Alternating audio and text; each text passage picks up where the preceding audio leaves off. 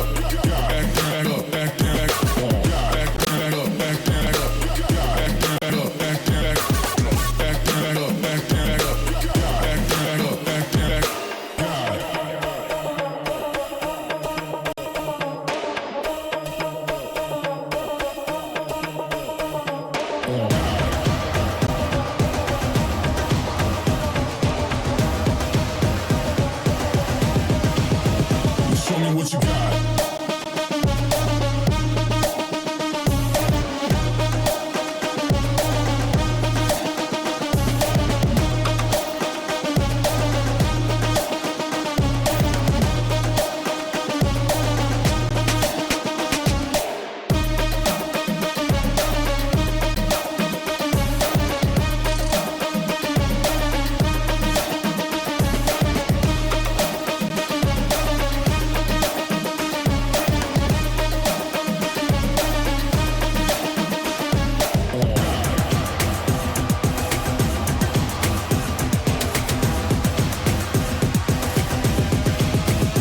Show me what you got. Down, up, back, back, up, God, down, up, back, back, God, down, up, back, back, up, God, down, up, back, back, God, down, up, back, back, up, God, down, up, back, back, God, down, up, back, back, up, God. Ain't no reason to back down, so step it up. God, down, up, back, back, up, God, down, up, back, back, God, down, up, back, back, up, God, down, up, back, back, God, down, up, back, back, up, God, down, up, back, back, God, down, up, back, back, up, God.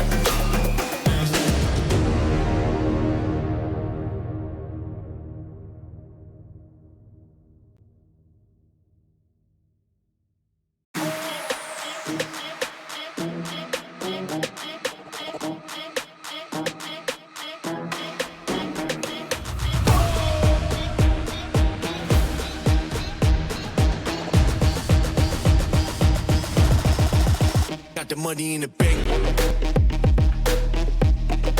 Hit you with the. Hit you with the bank. Hit you with the. Hit you with the 808.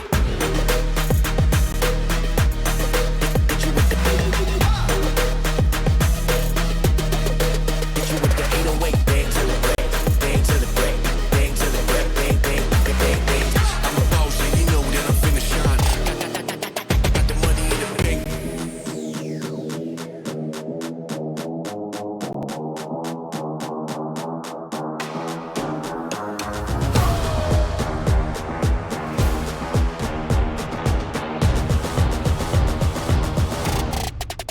Got the money in the bank.